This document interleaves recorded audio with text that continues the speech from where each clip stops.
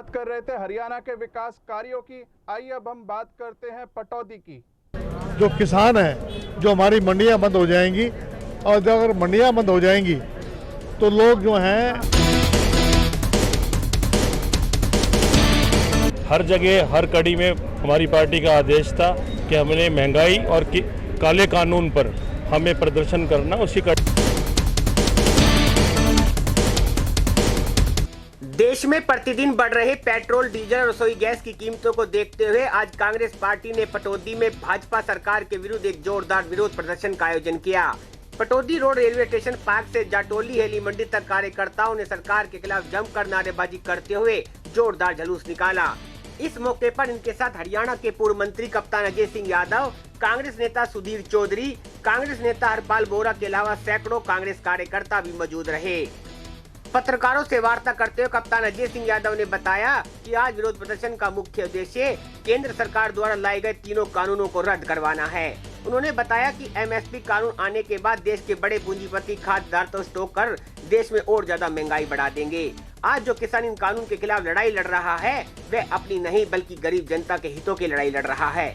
उन्होंने उदाहरण देते हुए कहा कि बिहार में 2006 में ही मंडियां खत्म हो गई हैं और जो धान यहाँ 1500-1600 क्विंटल बिकती है वहीं बिहार में 900 रुपए प्रति क्विंटल बिकती है। पेट्रोल पदार्थों को लेकर कहा कि सरकार प्रतिदिन पेट्रोल डीजल के दाम बढ़ा रही है। आज भी 25 रुपए गैस सिलेंडर के बढ़ा दिए गए हैं। उन्होंने कहा कि हमारी पार्टी के सीनियर नेता राहुल गांधी ने सही कहा है कि यह सरकार हम दो हमारे दो की सरकार है।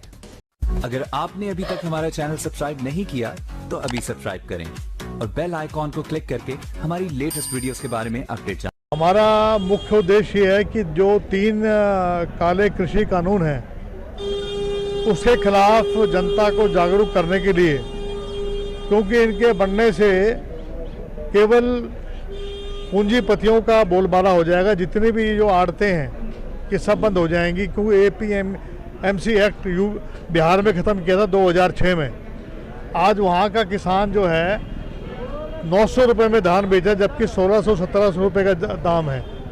तो APMC एक्ट समाप्त होने से जो किसान हैं, जो हमारी मंडियां बंद हो जाएंगी, और जब अगर मंडियां बंद हो जाएंगी तो लोग जो हैं, जो बड़े बड़े पूंजीपति हैं, वो सारे अनाज को दूसरा खरीद लेंगे।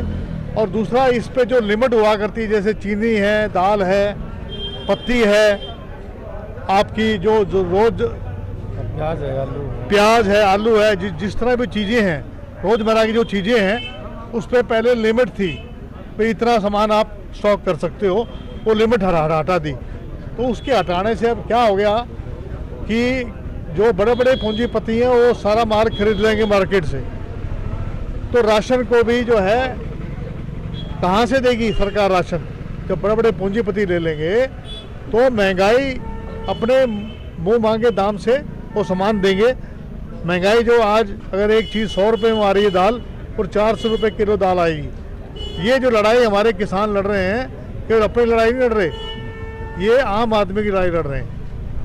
और तीसरी बात, जो कॉन्ट्रैक्ट फार्मिंग है उसमें न्यायालय के दरवाजे बंद कर दिए। उसके खिलाफ उसको केवल DC और SDM के पास जा सकते हैं। और सबसे बड़ी बात यह कि आज जो है, कल भी गैस के सिलेंडर 25 रुपये बढ़ा दिए, यानी 825-30 रुपये का रेट हो गया आपका। 800 जो भी है 800 से ऊपर हो गया, जो कि पहले हमारे समय में 500 रुपये का रेट था। सब्सिडी ख़त्म कर रहे हैं खाद पर, ठीक है, और आपका पेट्रोल डीजल इनके दाम बढ़ा दिए। 100 का जो है आपका आंकड़ा पार कर गए पेट्रोल में, डीजल में। तो इन सब बातों को लेकर कि केवल जो राहुल जी का नारा है कि हम दो हमारे दो, आपको समझ गए होंगे, सारी दुनिया समझ गई दो कौन है, अडानी और अंबानी। उनका केवल फ़ायदा पहुंचाने के लिए अभी आपने देखा होगा जो पूंजी निवेश है वो 49% से बढ़ाकर 74% कर दिया। इसका क्या होगा? रेलवे है आपका, LIC है, BSNL है, आपके एयरपोर्ट्स हैं, आपके बंदरगाह हैं, इन सबको बेच देंगे। उससे क्या होगा? जब आपके सारे जो सरकारी अगर कॉरपोरेशन बंद हो जाएंगे तो प्राइवेट लोग आ जाएंगे। हर जगह हर कड़ी में हमारी पार्टी का आदेश था कि हमने महंगाई और काले कानून पर हमें प्रदर्शन करना, उसी कड़ी में हम पटौदी में करने जा रहे हैं। और आप बहुत अच्छे बेहतर ढंग से समझ सकते हैं कि आम आदमी चारों तरफ से परेशान है, चाहे पेट्रोल हो, चाहे डीजल हो, चाहे रसोई गैस हो। और रही पटौदी की बात, क्योंकि जो सारी थी वो सारी समस्या हमारे बड़े नेता ने बता दी। और आप पटौदी की भी हालत जानते हैं, चाहे फ्लाईओवर की बात है, चाहे रोड बने हुए हैं, पानी गंदा है, चारों तरफ से पटौदी में भी जो विकास होना चाहिए था वो विकास नहीं हो पाया है। इन सारी समस्याओं को रखते हुए हम अपना एक विरोध प्रदर्शन के रूप में आपके बीच में मना रहे हैं, जिससे कि सरकार को थोड़ी सी आँख हो और जो समस्या आज की डेट में आ रही है उसका समाधान निकालने का काम करे। क्योंकि एक समय आया था हरियाणा सरकार और बीजेपी ने साउथ हरियाणा को बहकाने का काम करा था, और आज आप भली भांति जानते हैं पूरा भारत देश, हरियाणा देश और साउथ हरियाणा में जो काम हो रहा है वो आप लोगों से भी छुपा नहीं है। इन्हीं शब्दों के साथ धन्यवाद। आपने एक पूछा कि ये मूल्य वृद्धि के बारे में पेट्रोल क्या है। हमारी ये मांग है सरकार से, 32 रुपये 98 पैसे एक्साइज और सेस टैक्स है, और क्रूड ऑयल सस्ता होता जा रहा है। तो वो जो क्रूड ऑयल सस्ता 32 रुपये 98 पैसे तो सेंट्रल का सेस है या एक्साइज ड्यूटी है, उत्पादन कर है। फिर उसके ऊपर 31% हरियाणा का वेट है। कांग्रेस के टाइम में ये 21% था, 31% हो गया। 2014 में सिलेंडर 300 रुपये का था, वो 800 रुपये का हो गया। और दिल्ली जो ये बढ़ती महंगाई है, हमारी सरकार से ये मांग है कि पेट्रोलियम कंपनीज को इसके जीएसटी के दायरे में लाया जाए। ये बहाना बना करके अपने इसको टैक्स इकट्ठा करने के लिए लोगों पर जो मार गिराई जा रही है, ये इसकी घोर निंदनीय है। अब प्रधानमंत्री जी हैं, प्रधानमंत्री जी के बेटी बचाओ बेटी पढ़ाओ अभियान, ममता हमारी बेटी है, हमारी बहन है, सिर्फ राजनीतिक एक एजेंडा चुनाव जीतने के लिए कि उन्होंने उसको निर्ममता कहते हैं। और अन्नदाता जो इतने दिन से आंदोलन कर रहा है, वो अन्नदाता का आंदोलन नहीं है, खाने वालों का भी आंदोलन है।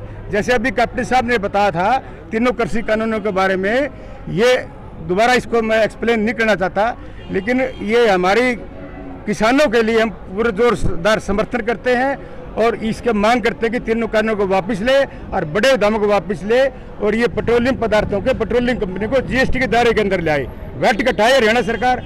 अब ये कहते हैं कि ये खट्टर साहब का एक बयान था मुख्यमंत्री महोदय का कि ये जो टैक्स इकट्ठे किए जा रहे हैं वो जनता के लिए है। जनता वेलफेयर स्टेट क्या होती है? महात्मा गांधी जी ने जब कहा था स्वतंत्रता के बाद के वेलफेयर स्टेट यानी कल्याणकारी राज्य क्या होता है? टैक्स कम लगा करके जनता को फायदा ज़्यादा पहुँचाए।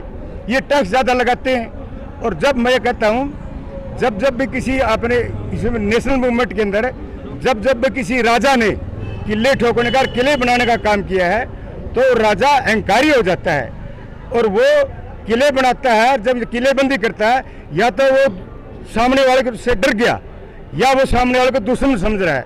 और जब राजा अहंकारी हो जाता है, उसमें सत्ता का विस्तार होता है, तो अहंकारी राजा महलों की तरफ जाता है, कैबिनेट के मंत्रियों से और अपने निजी सलाहकारों से दूर चला जाता है, और उससे उसका अहंकार जल्दी नष्ट हो जाता है और वो साम्राज्य खत्म हो जाता है।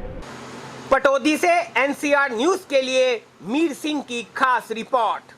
अपने शहर की ताजा खबरों के लिए एनसीआर न्यूज के साथ बने रहिए। चैनल को लाइक व सब्सक्राइब करें। नमस्कार।